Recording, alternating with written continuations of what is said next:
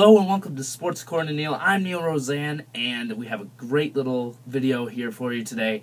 We're going to finish up the defensive and special teams reports for both teams here in the Super Bowl, the Giants and the Patriots. And then there'll be one more video until my pick, so get ready, because here comes a great video.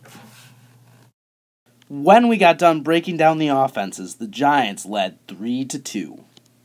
So we're going to start it off with the defenses here. First, a little bit of numbers on both of them. The Patriots' defense is 31st in the league in pass defense and 17th in the run, which is kind of close to the Giants' 29th in the pass and 19th in the run. Those are both out of all the teams in the league. But we're going to start with the D-line now that we have those numbers out of the way.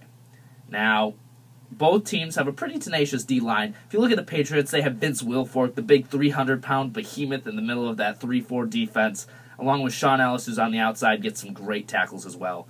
But if you look at the Giants, they are just stacked. They have Justin Tuck, Pierre-Paul, and Osi Umenyiora. There are so many of them. I have to give it to the Giants. They've been able to put so much pressure on the opposing quarterback all year, and I don't expect that to change against this Patriots offensive line. So the defensive line goes to the Giants in what I would say a landslide.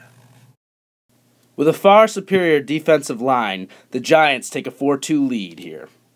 Next up, we have the linebackers, which both teams don't have great linebacking cores, but they're both really respected. First of all, the Giants, they have Boley and Blackburn, and besides that, there's not a lot of people that you would know.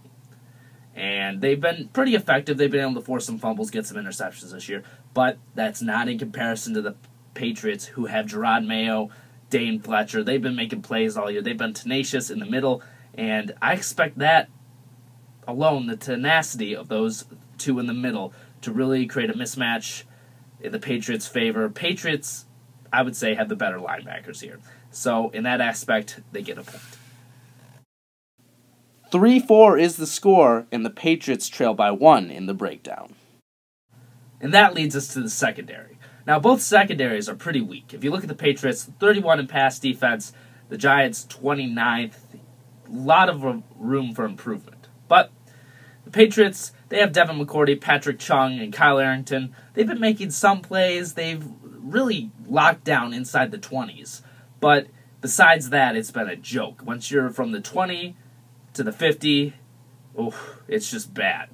And for the Giants, they have Corey Webster, Kenny Phillips, and Aaron Ross, who are slightly better. They make some plays. They're able to lock down the wide receivers, but they've had some trouble up the middle, stopping the middle passes where a Wes Welker would be or a Gronkowski for the Patriots would be. So they need to lock down on that. But if you have to look at the better secondary, you have to give it to the Giants. They haven't looked nearly as bad as the Patriots, and it's just the lesser of two evils. So in the secondary, I say the Giants.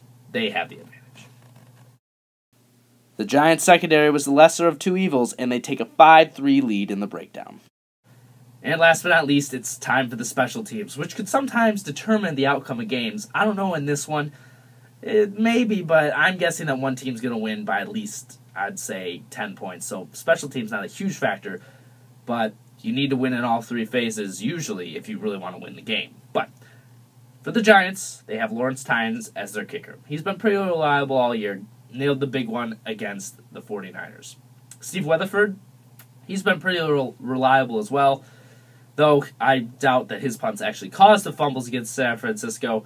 He's still got them deep enough down there to really make a difference in the game. And Will Blackman is the Giants' returner. He's been pretty good this year. He's explosive like many return men are, but I don't expect him to get a touchdown in this game. The Patriots, on the other hand, they have Steven Gronkowski.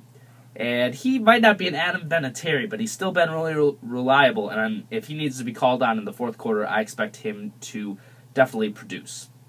Zoltan Mesko is the the punter. And besides the cool name, don't really know much about him, but he still will be a big factor in this game.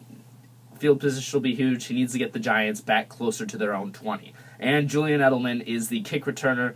Been kind of explosive. He's got some punt returns, some other things. He might get a touchdown in this, but once again, I don't see special teams being a major factor, besides the field position. And with that, I have to say that the Patriots have a little bit of an edge on the special teams. They just have a few more touchdowns from Julian Edelman, and that's pretty much the story. And the Patriots now trail 4-5 in the breakdown. Be sure to tune in next time to see the key elements for the game and my Super Bowl pick. Hope to see you soon, and thanks for watching. Go to sportsaccorddingtoneil.blogspot.com for all your sporting needs, or follow me on Twitter at NeilAndSports. Be sure to use the hashtag NeilKnowsSports. Thanks for watching. Yes, it's a shut up to sports according to